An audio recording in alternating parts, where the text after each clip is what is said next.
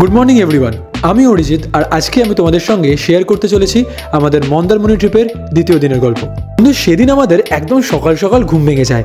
ঘুম ভেঙেই ব্যালকনি থেকে সুন্দর দৃশ্যটা উপভোগ করে আমরা চলে গেছিলাম একবারে সি বিচে, আর সমুদ্রের পাড় দিয়ে খালি পায়ে হাঁটতে হাঁটতে উপভোগ করলাম একটা সুন্দর সানরাইজ দেখার পর বন্ধুরা মিলে গান, আড্ডা আর মজার মধ্যে দিয়ে বেশ অনেকটা ভালো সময় কাটালাম সি বিচে। ব্রেকফাস্ট দিতে একটু দেরি করায় আমরা ডিসাইড করলাম কেননা এই সময়টা ফুটবল খেলে কাজে লাগানো যাক, আর যেমনি ভাবনা তেমনি কাজ। আর কথা শেষ হতে না হতেই সবাই হাজির হলাম আবার সি বিচে, আর চললো দুমদার ফুটবল খেলা।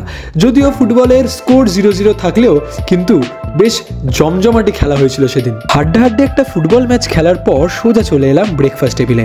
আর ব্রেকফাস্টে সেদিন ব্রেড অমলেট থেকে শুরু করে লুচি তরকারি সব কিছুরই আয়োজন ছিল। ব্রেকফাস্ট সেরে বাইকে লাগেজ লোড করে আমরা সবাই মিলে মন্দারমণিকে বিদায় জানালাম আর রওনা দিলাম আমাদের বাড়ির উদ্দেশ্যে।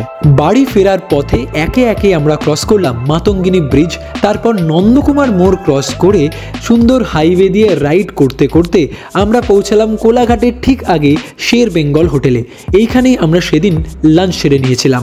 লাঞ্চ সেরে বাড়ির উদ্দেশ্যের বাকি যাত্রা বেশ ভালোই চলছিল, কিন্তু কোলাঘাট ব্রিজ ক্রস করবার পরেই আবহাওয়ায় চলে আসে আমূল পরিবর্তন এবং তারই পরে চলে আসে বৃষ্টি। বলতে পারো এক প্রকারে বৃষ্টিতে ভিজেই শেষ হলো আমাদের উইকেন্ড মন্দারমণি ট্রিপ।